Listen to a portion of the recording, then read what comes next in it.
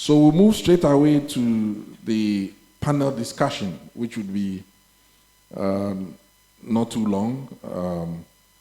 And this panel discussion tries to essentially look at the theme and work with the theme in terms of Korea's transformation, its socio-economic growth, and the ways in which that has some obvious linkages and ties to what it is that Ghana wants to do.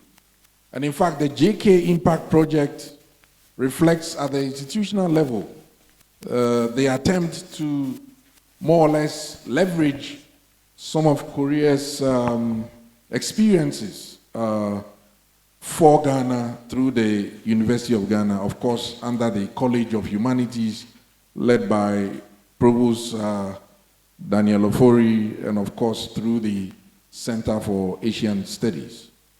So our panelists are essentially the acting director from KOICA, Mr.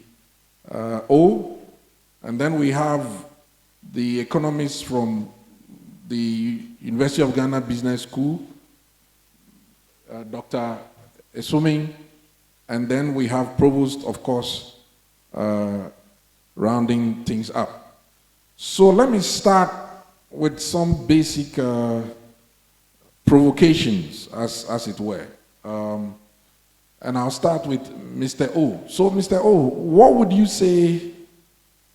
Of course, in your reading, you studied, I know, and you've worked with KOICA, you are Korean.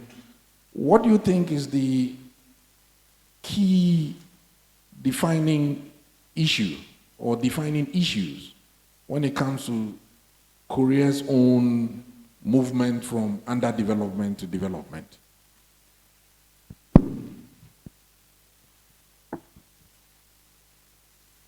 Thank you, Prof. Amon.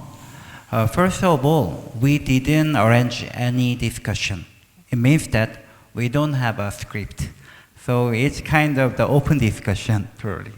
So you may feel the more like a true voice from all of our side. Sure.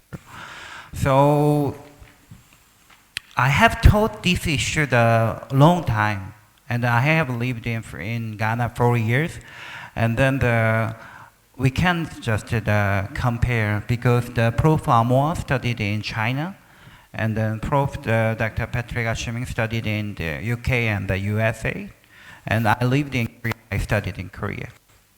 So until like 1970s, Ghana was richer than Korea. So for current GDP, it's true.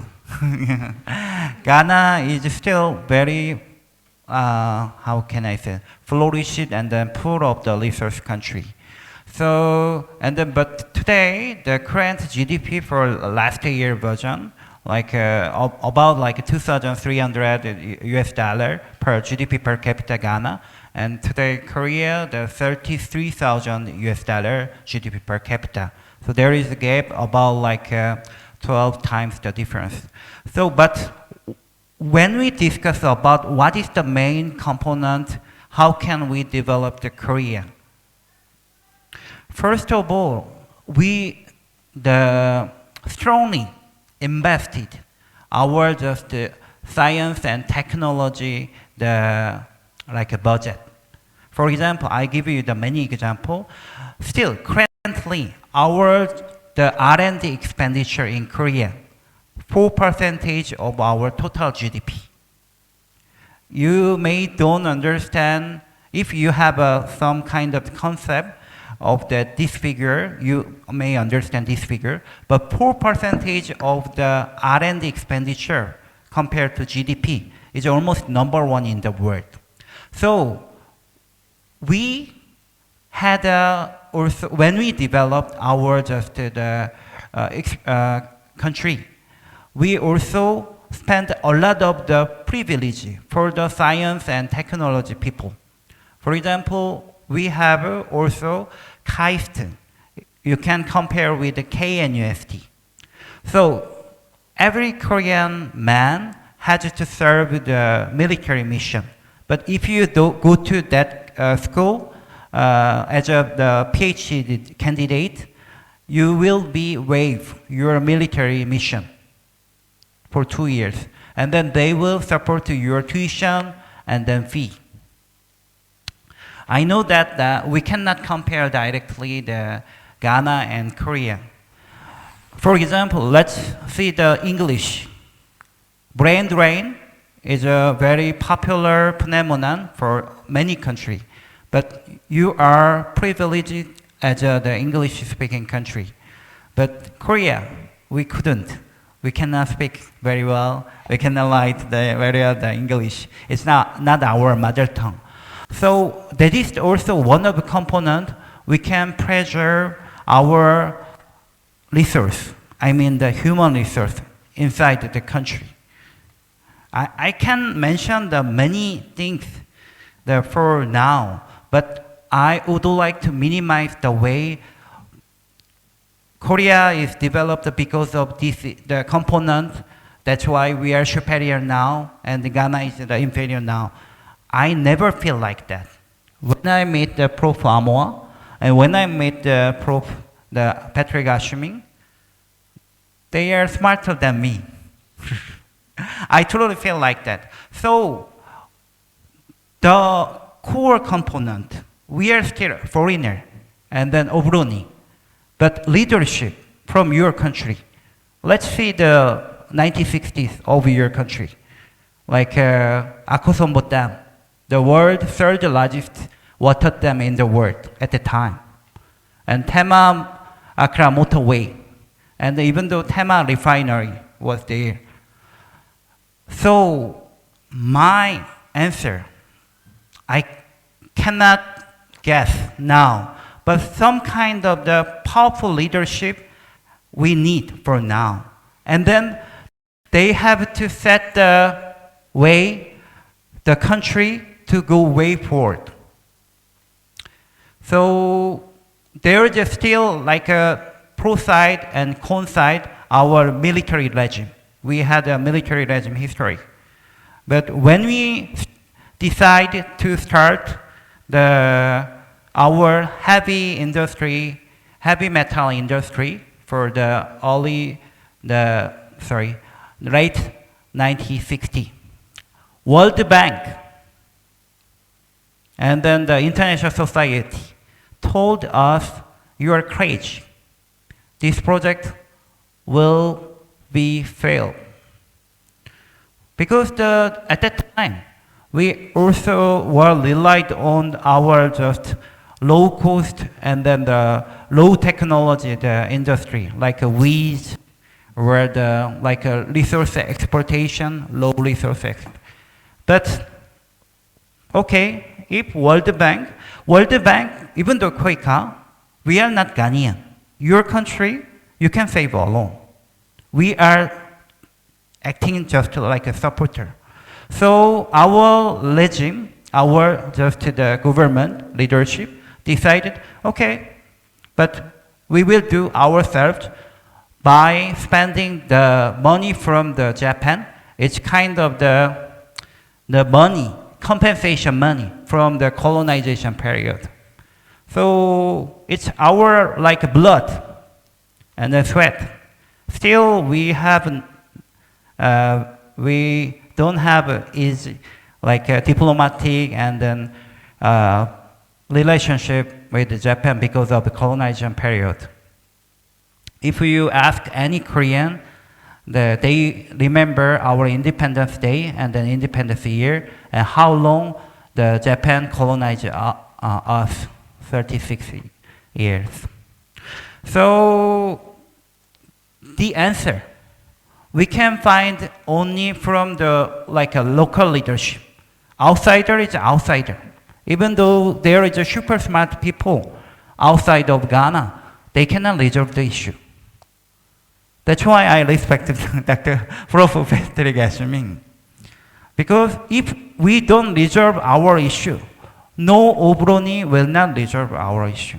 So my answer, in conclusion, R&D expenditure and science technology huge investment is a core component to develop the Korea with the like a passion of the education. However, I would like to more emphasize on that the like good leadership to overcome all the poverty and change the history, and then the fellowship from the people. These are my two components. Thank you.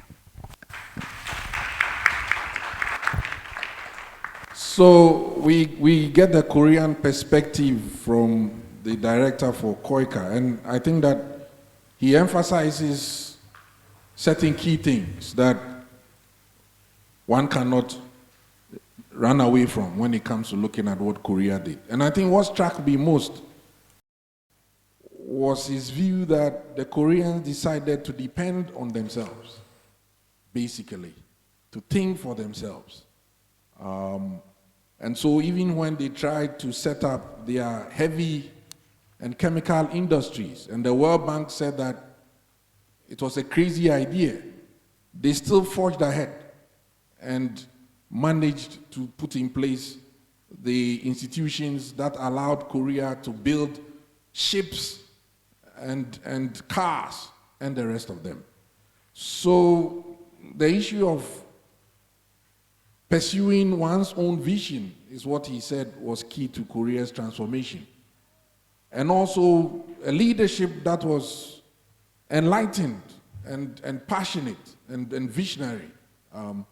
So he's giving us these examples. I'll turn now to fellow Ghanaian Dr. Suming, who has worked with the Koreans quite extensively over the last 7 years. In fact, he worked with KOICA in places like the North, where through that he got direct experience with engaging them. So, Dr. Suming, in your work with KOICA and therefore with the Koreans, what stood out for you as you engage them in terms of the ways in which they want to engage Ghana to, in a sense, share the experience of their own miraculous transformation? What are the takeaways for you? It's been 7 good years. That's no joke. If you have a child that is 7 years old, that's a lot of time. So, Dr. Suming, what can you share with us with your experiences with the Koreans? Okay, good morning.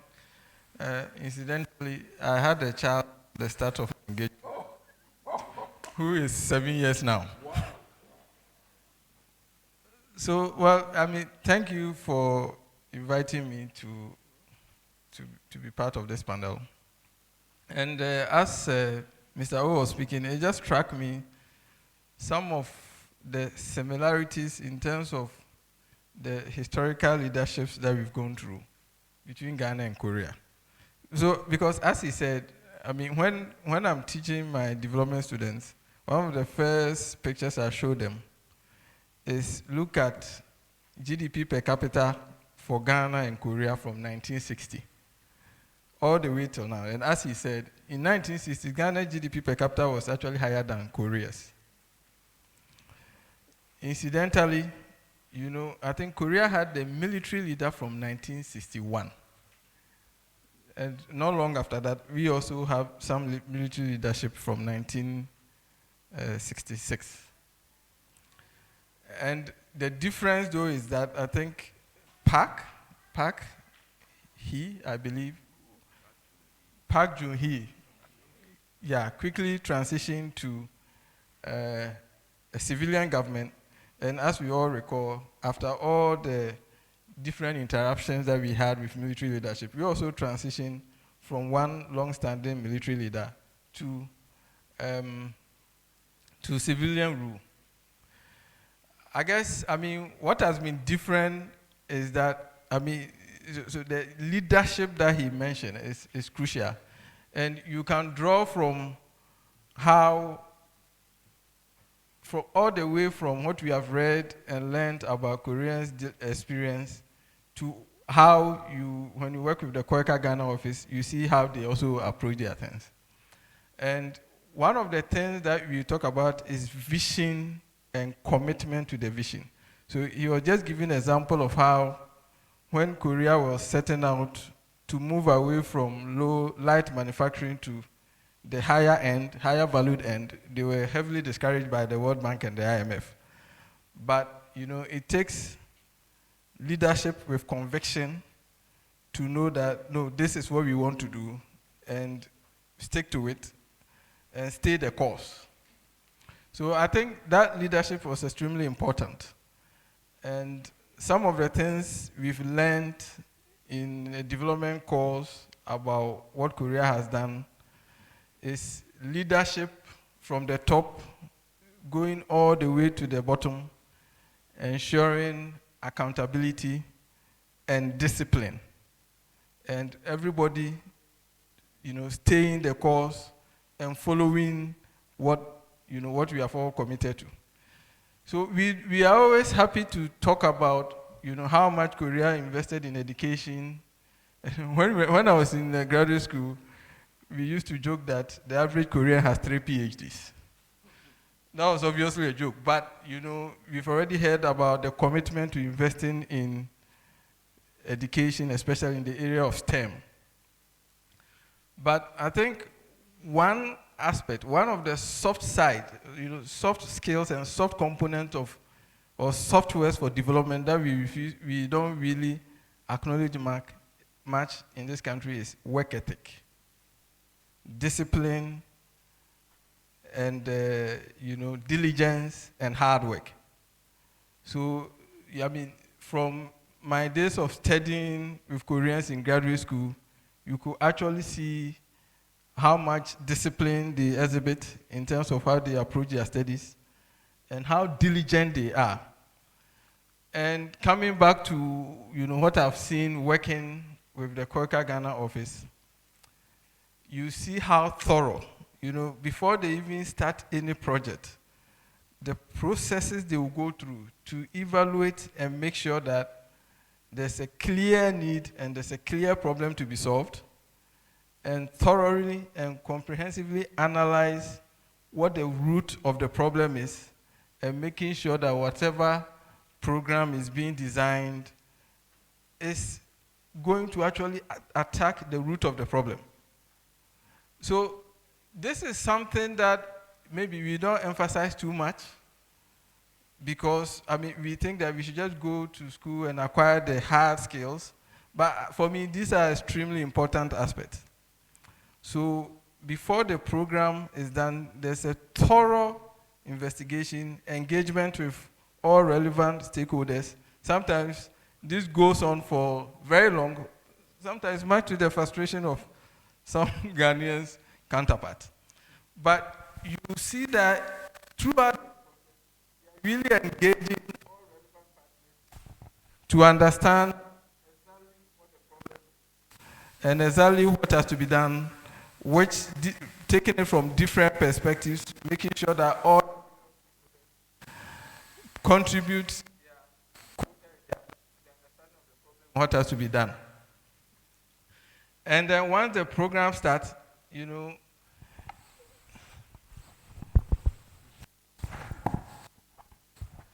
and then once the program has started, everybody stays to the course.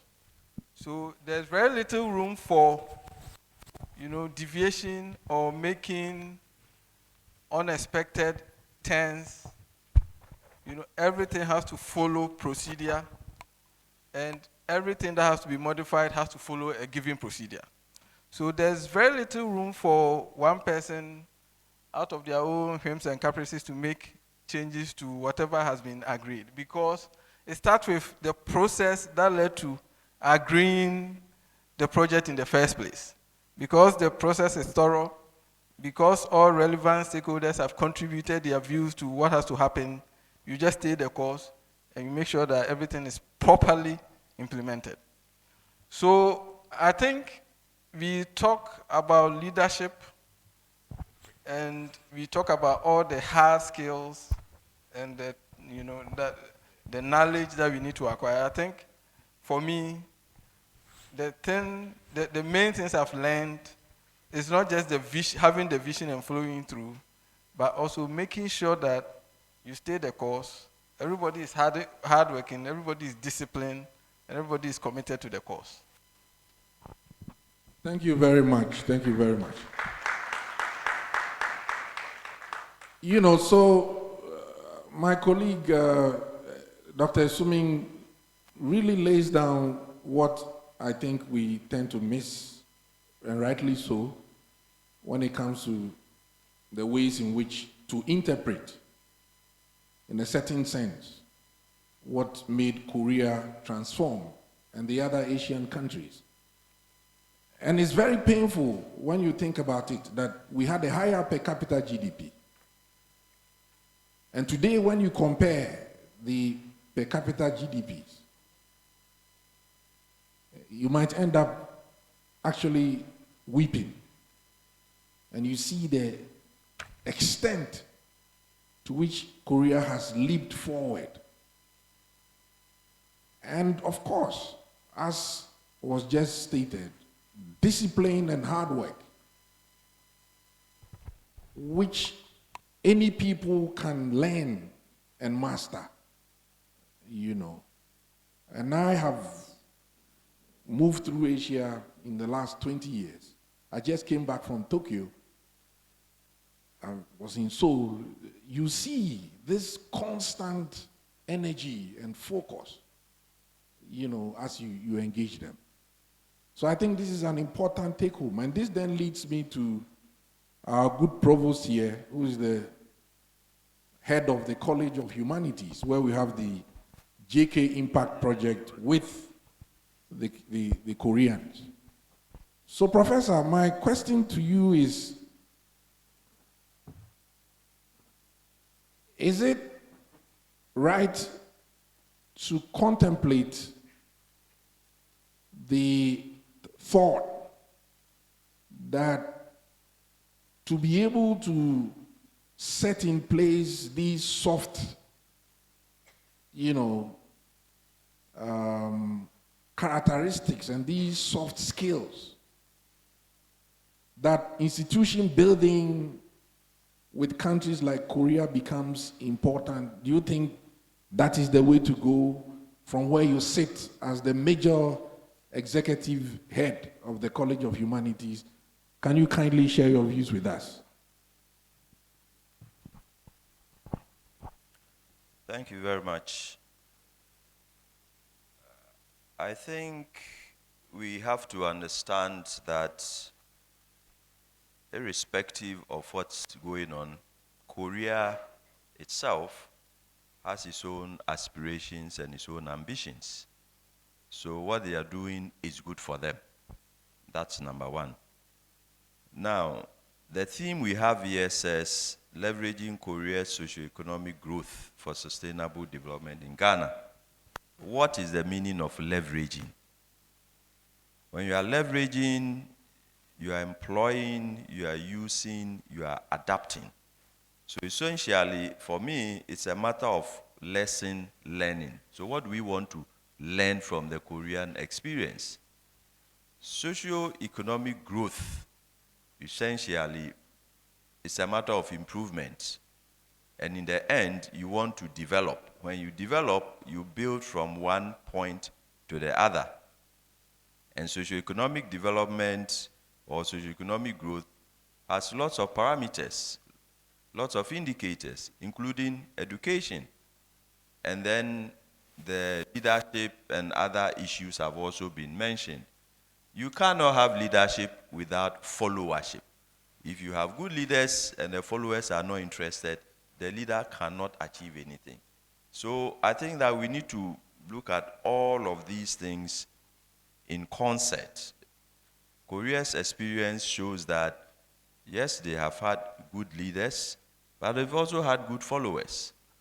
And they have used systems and structures and people.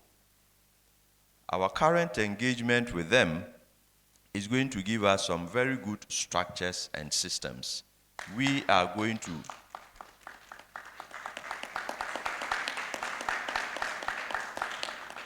we are going to provide the people. Again, if you look at the Korean experience, especially the recent experience, if you take something like internet penetration, it's extremely high. I'm not saying that internet penetration in Ghana is not high, but everybody in this country knows the problems we have with internet connectivity. And it's not as if the companies are using some outdated technology.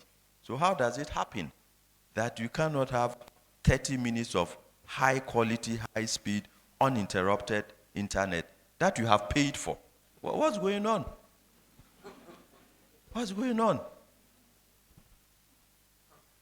And then let's come to the people. In our institution, we form one of the pillars of the socio-economic growth and development indicators, which is education. So we have a number of programs, series of courses that we pass people through in the name of education to give them hard skills and then soft skills, at the end of which we expect that these will be translated into the world of work. Now, our first contact with our students is through the admission letter. The first paragraph of that letter says that every UG student has been given an email address. Activate it so that we can speak to you. 90% of our UG students don't bother. They don't activate it. So how do we reach them? So you can't reach them. But you can see them, you can find them. But when you want to communicate with them, you can't reach them. So you can't use that medium, the 21st century, 2023 medium of email communications to engage your students. You can't use it in class, you can't use it in teaching, you can't use it in assignments. Because that first contact, our students have failed to uptake. And this is not the Korean experience. So if we are going to be able to leverage, it means that we also need to have a certain intangible criterion, which is that we have to want to do it. And do we want it enough? I don't know. So across the length and breadth of it, you see that we have systems, we have structures, we have people, we have partners, we have partnerships, we have collaborations, we have investment in our systems and our structures and in our people. But when you put these ingredients together, what is it that comes out? What are the products? Beyond the products, you have outcomes. So if we don't have good products, then we don't have good outcomes. And we'll come back after the GK Impact Project has been executed and we have the hardware that we should be able to use to do something. We are not able to fully do that because that third force, which is the people, have not sufficiently upskilled, and so we have a huge gap over there. So, Dr. Amar, for me, I think that we are working in the right place, in the right space, and at the right time. But our people have to want it. But I don't want to talk about the Ghanaian people. I want to talk about the students that we train here in the University of Ghana. Currently, we have 75,000 students passing through this year. And as I've told you, 90% of them didn't activate their email accounts. So when they leave, they are lost to us. We can't even tell them what we are doing. We can't engage with them on what new things they can come back to do with us. We can't reach them. Thank you.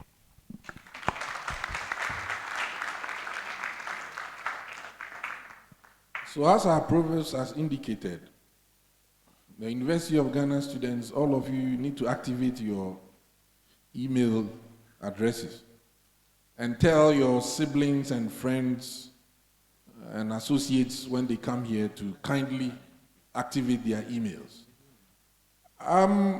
I think that the point Provost makes is quite profound. And the word that he uses that for me is an operative word is want. How much do we want to change the face of our country? How deeply is that important to us? And as he indicated, the University of Ghana, working with Korea, will try to set up the institutions, of which JK Impact is part. But the students and faculty must be interested in taking up this entity that will be set up. And that obviously devolves on us and cannot be the problem of the Koreans. So I'll go for another round of questions. And what I want to really harp on would be on the issue of institutions. So Korea built the Korean Advanced Institute for Science and Technology. And this became a very important entity for Korea to become the kind of technology powerhouse that it is. And let me give you two examples of Korea's strength as a technology powerhouse. We use Google here in Ghana as a key search engine. The Koreans have an almost rival search engine called Nava. And recently they threatened to, when ChatGPT came up, they threatened to, move,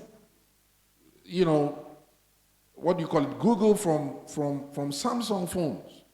And that became a very huge issue in the international technology space. Now, the other thing that Korea did that the whole world marveled at was building the diagnostics for COVID-19 way ahead when the pandemic broke through a company called CG. So you see here that obviously institution building has been very key for Korea.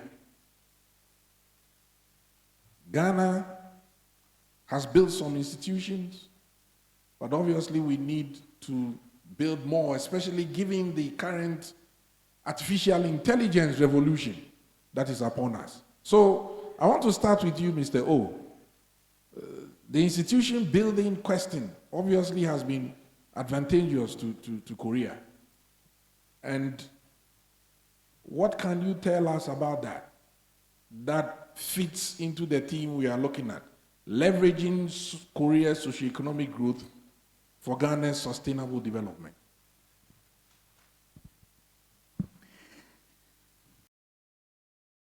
Very hard question.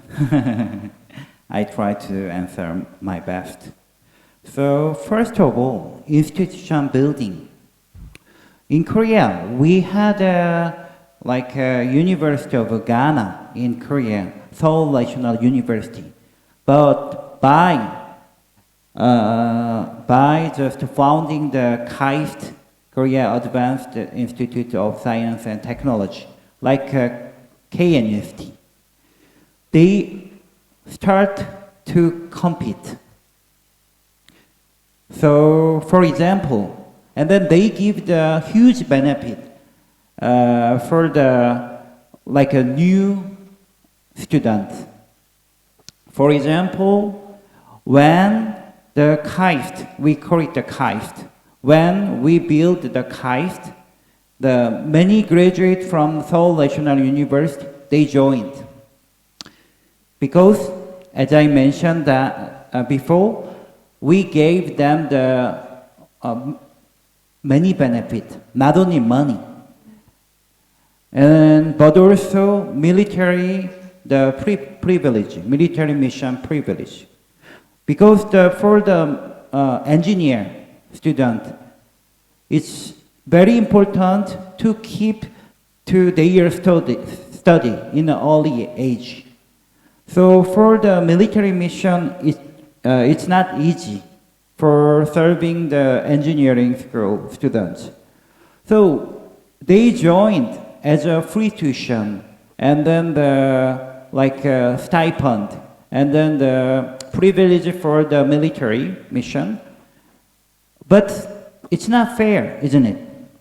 It's not fair. Why we give them that kind of privilege for the only smart students? However, somebody has to decide. We cannot choose everything within limited resource, isn't it? If we have plenty of resource, we can do everything. However, within the limited resource, we have to choose the way. And then, still Seoul National University is the best university in Korea. However, they started to compete. So, the competition, the structure, our government, intentionally or unintentionally, they made it. So, this is the one of the example. So, at the time, when we built KAIST at the first time, the first graduate from the KAIST, now they are leader of our IT industry. So we call it that as KAIST mafia. Many of them, they graduate from Seoul National University as a bachelor and then master from KAIST. So this is the kind of the one way how we build the elite group in Korea. And then the second point, as a technology powerhouse, it's not just the one day the building a story. I think that many of you has already acknowledged Hyundai Motors, and then the Kia is from Korea. They are from Korea. But when we decided to make a car brand for the first time, our car quality were terrible. However, our government decided also to give the privilege for the domestic car maker. So give the huge tax for the imported branded car, and then make a culture. If you use the imported car, you are not kind of the patriot. For now in Korea, we cannot accept that kind of the pressure. But still, we have that kind of the culture. Some of you may mention about there is no freedom. It's kind of the personal choice. Why government or leadership group interrupt our decision? Yes, I agree for that point, and I'm on that side. However, we were a very poor country. We don't have gold. Ghana is the 8th exported country for gold in the world. We don't have oil. We don't have any resources. How can we build? By investing the science and technology and build the manufacturing foundation with a huge efficiency. So as you mentioned, the proof for Amwon. CGen was small medium the enterprise before 2019. However, they built a huge capacity for making efficiency. Let me give you an example, COVID-19 diagnostic kit. Before COVID-19, our diagnostic industry was very small. It's not for the kind of the big company like Samsung's area, not like that. Only let's say the 20 million US dollar, US dollar revenue. However, we are very nice for making in the efficiency, like a semiconductor. So, after COVID-19, of course, Europe And USA, they have a good diagnostic brand, but it's very expensive. And China also produced their diagnostic kit. However, we cannot trust many people, general idea. So in many of our diagnostic company, the requested the WHO and then the authorized authority from Geneva, they got the perfect sensitivity and the correctness, as like Europe and USA brand. However, price by our just efficiency, we can reduce less than half of the Europe and US brand. That's why the Seagen increased their volume from the 20 million US dollar before, 20 million US dollar, and 2021 they marked 1 billion US dollar. 50 times the difference, just 2 years. And then one of my mentor worked before like a diagnostic company, and he founded the company 2019. And 2019, his revenue only less than 100,000 US dollar, but last year he marked like 30 million US dollar. So I think that this is the kind of like a tiny example, but if you are elite and leader of the Ghana, but if you can find the kind of the dramatic like story in Ghana, I think that you will stay in Ghana. You don't need to find the way from in front of the US embassy for issuing the visa. I live there, so every day I see. But so I don't have an answer for Ghana now. However, in terms of the intelligence and then your passion, but motivation also is very important. If you find yourself, I truly find many times from you. If you are not listening from me now, and then you are not very interested for now, but I have seen many times for 4 years, when you concentrate and commit something, your engine is the boosting.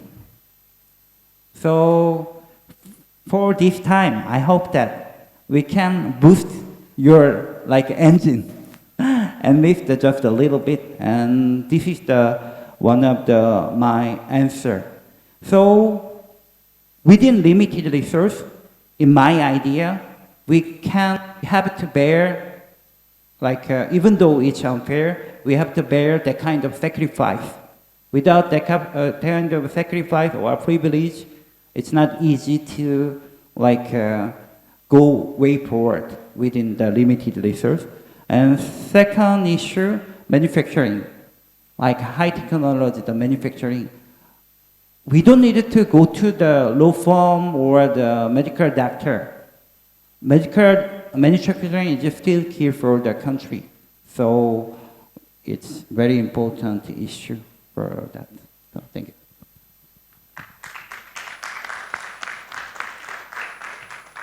Dr. Esubin, what is your take on the question of institutions and building them?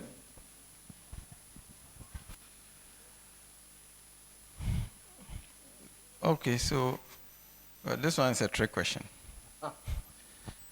I think, in my reading, I don't think Ghana has a problem with building institutions as such, but we appear to have developed the habit of learning how to undermine the institutions as soon as we build them. Because I think we do observe there are so many things that our peers, especially on the continent, comes to learn from us. And after 5 years, they are better at it than us. So we will start something, and people will say, oh, wow, this is great, this will work. and others will see the value in what we are doing, and they will actually come and learn from us. Then you go 10 years down the line, they are on the up, and we are actually on the down. I think we can name so many of them. We found it necessary to build a lot of independent institutions because in our collective wisdom, such institutions are necessary to help us to achieve some of our aspirations. But we also conspire to find ways to undermine them. So, I'm hesitant to mention some. But, we can talk about, we can talk about a central bank, for instance. We've noticed that, it's important to make our central bank independent.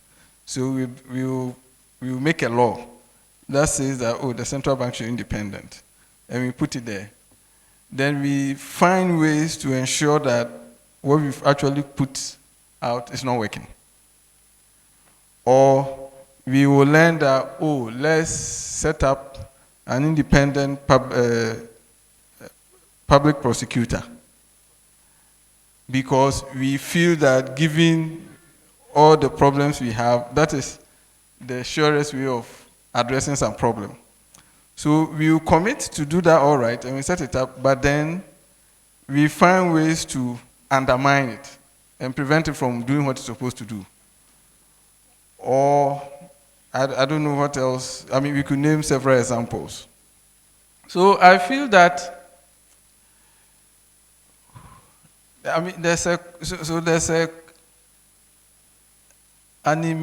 we've always had this issue of big manism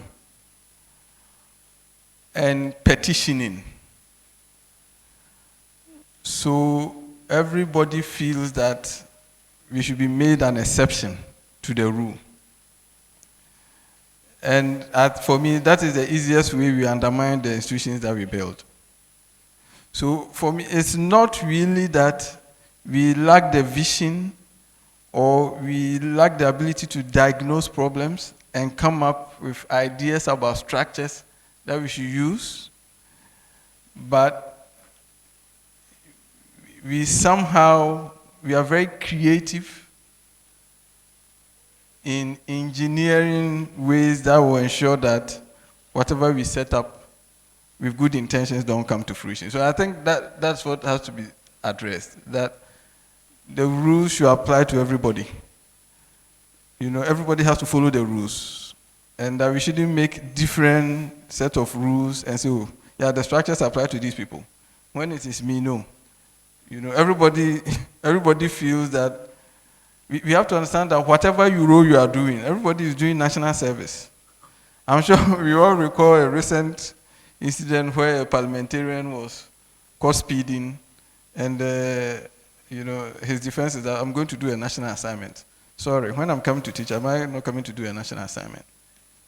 So I think, for me, that's really what the problem is.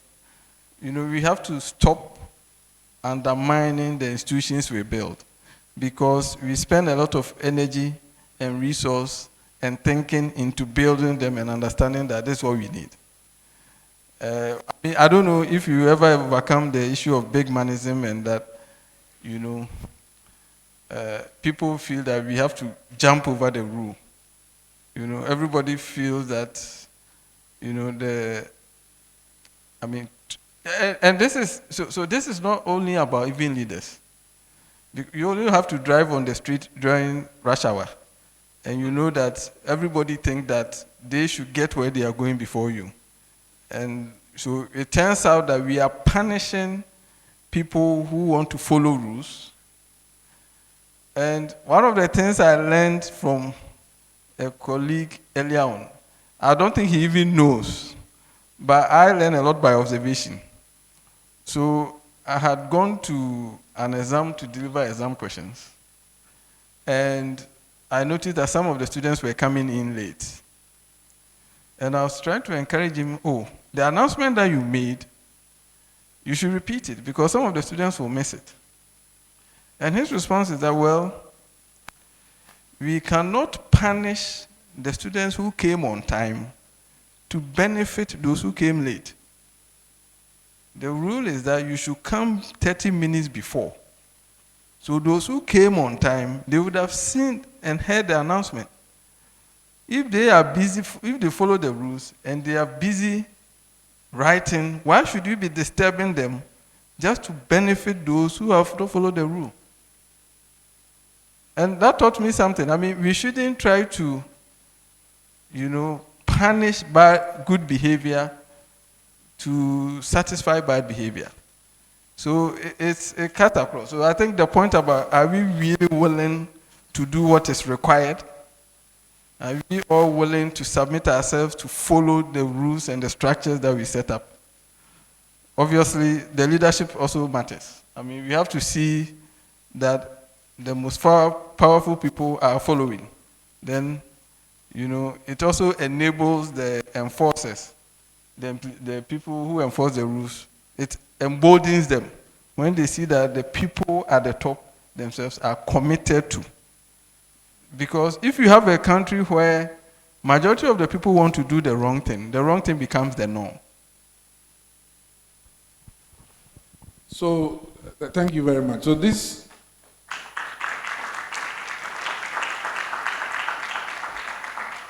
I mean, the points you raise, Dr. Isubing, they are anguishing points. In other words, you are telling us that the Ghanaian character seems to have a flaw where it builds institutions and then conspires to destroy them. Which means then that we are always at point zero. And no society obviously will transform that way. And this then goes to provost. The university is supposed to be, in some sense, the place where we build the manpower that would not just build institutions but will sustain them. Do you think that the university, for example, the University of Ghana, is doomed not to be able, in a sense, to help us deal with this kind of flaw? Or from your perch, do you think that we, through this institution, can have a fair shot where there's a new generation that builds institutions, sustains them, and allows Ghana to become the world-class beater and doer of things?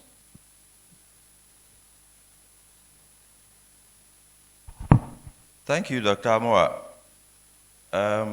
My view is that institutions are not built in a vacuum. We are building institutions to a certain end.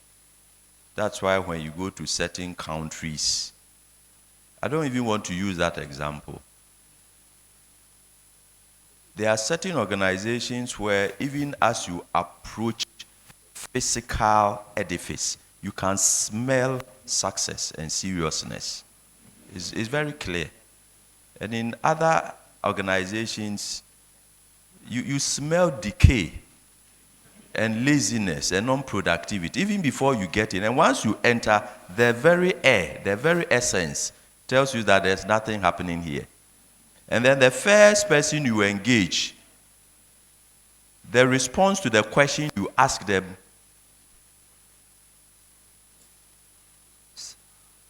clearly sets in your mind that, yes, you are right in your anticipation of nothingness in this place.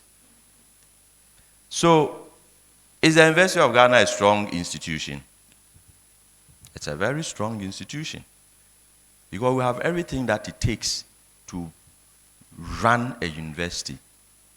A lot has been made and said of that expression of President Obama's, that we need strong institutions.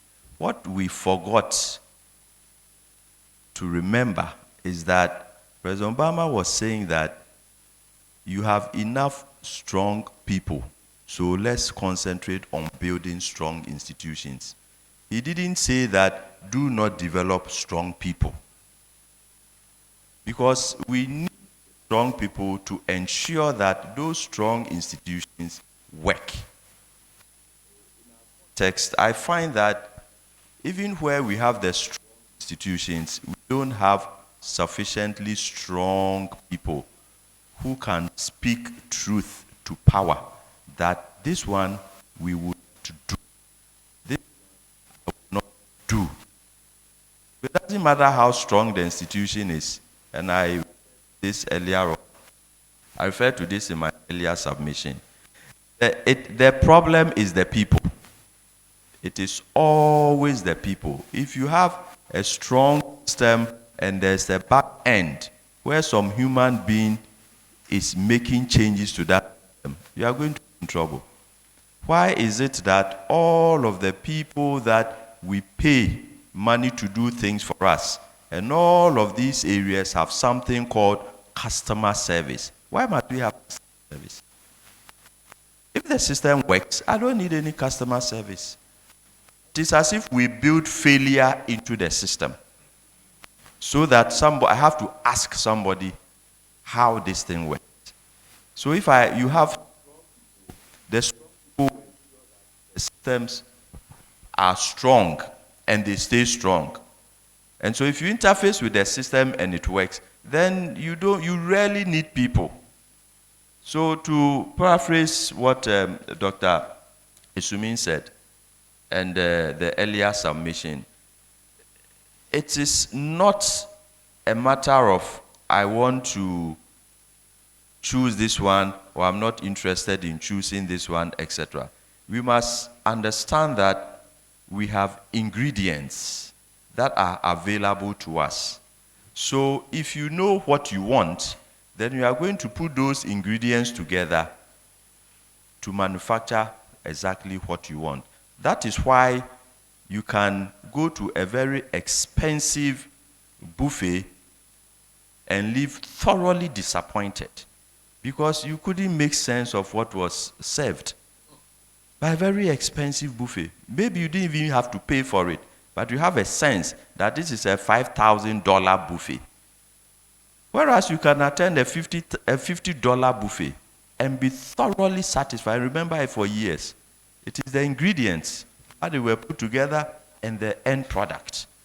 So what is the purpose of that institution? What is it supposed to achieve? What do we want out of it? And who is superintending over it? From the earlier example that I gave, and the example that Dr. Isumin gave, we have everything here to give a fantastic experience to our students. But the majority of them are simply not interested. But when they pass through, then they come back and say, as for University of Ghana, they don't teach you anything. But where were you when I was in class? You were not there. So if you were not there, how do you come and blame me that I didn't teach you anything? Or you came 10 minutes late after I have laid out what I was going to discuss. So you are sitting there completely lost. What is this guy talking about? I'm talking about what I said I was going to talk about 10 minutes ago when you were not here. And that fits in exactly with the example that Dr. Isumin gave. In 2 weeks, we'll be starting exams. And you'll be lucky to find about 20 to 25% of our students being early in the exam hall. Although the communication says 30 clear minutes before the exam starts. What has the institution of the University of Ghana got to do with this? Absolutely nothing. We have laid down the rule. The students decide we will arrive at the exam hall anytime we like. So the ingredients must work together. If the ingredients do not work together, we won't have a good output. If we don't have a good output, it's very rare that without a good output, you are going to have good outcomes. And that's what we are seeing with the Korean experience. We are seeing the outcomes of the good outputs that have come from the ingredients that have been mixed in a structured, refined, serious, disciplined way. And we refer to it all the time.